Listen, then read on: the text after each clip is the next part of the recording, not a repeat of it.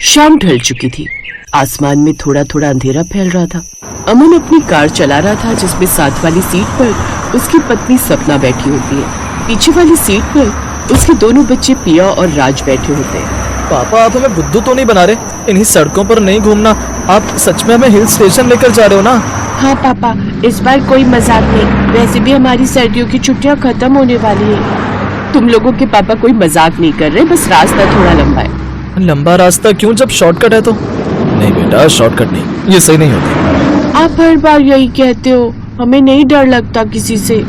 बच्चों का उतरा हुआ मुंह देखकर अमन गाड़ी मोड़ देता है और शॉर्टकट वाले रास्ते पर आ जाता है। शॉर्टकट शुरू में तो ठीक था, लेकिन जैसे जैसे गाड़ी आगे बढ़ती है, चारों तरफ सन्नाटा, जंगल ही जंगल और अंधेरा ही अंधेरा।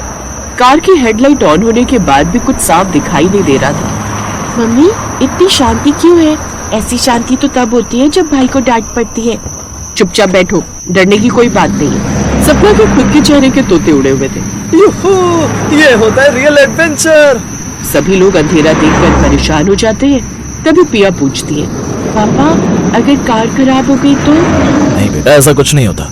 हम तो एडवेंचर करने निकले थे, कहीं यहीं जंगल में न रह जाए। सपना ने इतना बोला ही था कि मोबाइल फोन के नेटवर्क गायब हो जाते हैं और उनकी कार भी खराब हो जाती है। तभी अंधेरे में से एक पीली रोशनी आती है। वहाँ थी टीन की छत, कुछ लकड़ी की बेंच और अंधेरे में चमकता हुआ बल्ब। चलो कुछ समय यहीं रुकते हैं, उसके बाद देखते हैं कि आगे क्या करना है। हाँ पापा चलो। मम्मी, मुझे भूख भी लगी है, चलो ना। हाँ बेटा चलो, ये कोई ढाबा है, यहाँ खाने को जरूर मिलेगा। सभी लोग उस ढाबे की तरफ अपने कदम बढ़ाते हैं और उस ढाबे की ओर चले जाते हैं। उस ढाबे से एक बूढ़ा आदमी बाहर निकलता है, जिसका नाम रामू होता है। अरे साहब, लोग आप इतनी रात को यहाँ? जी हम तो हिल स्टेशन जा रहे थे अपने बच्चों को लेकर, लेकिन इनकी जिद की वजह से शॉर्टकट लिया और रास्ता भटक गए।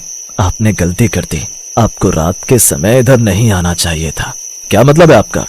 सालों पहले मैं भी ऐसे एक शॉर्टकट पर निकला था, मेरी पत्नी और मेरा छोटा बेटा ठीक आपकी तरह, लेकिन फिर। तभी पिया ने पेट पकड़ते हुए कहा, मम्मी भूख लगी है। रामू ये सब सुन रहा था और उनको देखकर बोलता है, साहब आप और बच्चे भूखे होंगे, आप उस चारपाई पर बैठो, मैं खाना लाता हूँ। कुछ देर बाद रामू खाट पर समोसा, चाय, पकौड़े, सरसों का साग, मक्के की रोटी सब लाकर सामने रख देता है। सपना ने देखा चूल्हे में आग नहीं थी। इतना गर्म खाना कैसे, जबकि यहाँ तो आग भी नहीं है। कुछ जगहों पर आग नहीं होती। उसकी बातें कुछ तो अजीब लगी सबको, मगर इतना सब खाना देखकर पिया और राज की आंखें चमक जाती हैं और वो फटाफट खाना खा लेते हैं। हम रात भर कहाँ रहेंगे अब? बेटिया आप लोग पीछे गेस्ट हाउस है, आप वहाँ रुक जाओ। आसमान की तरफ देखकर रामू बोला, मैं भी अपने परिवार को यहीं के गेस्ट हाउस में रुकाया था, एक परिवार के रहने लायक है वो जगह। वो उन्हें वहाँ लेकर जाता है। गेस्ट हाउस छोटा था, लेकिन उसकी दीवारों के अंदर एक अजीब सी शांति थी। दरवाजा बंद होने के बाद बाहर की ठंड अंदर नहीं आती। कमरे में जाने के बाद, मम्मी ये जगह थोड़ी डरावनी है।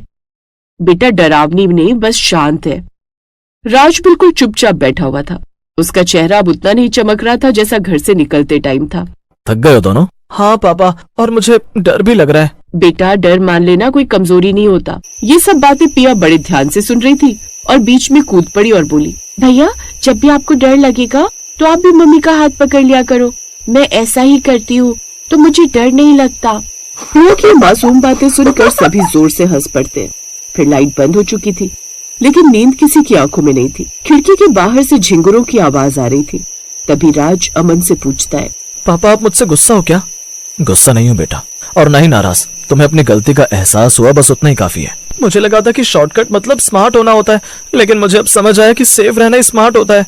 बेटा तुम्हें अपने जीवन में बहुत से ऐसे लोग मिलेंगे जो तुम्हें कहेंगे कि जल्दी करो, आगे बढ़ो, रिस्क लो, लेकिन कोई तुम्हें ये नहीं बताएगा कि कब रुकना है। तुम्हें खुद सोचना होगा कि जो तुम कर रहे हो क्या वो सही है।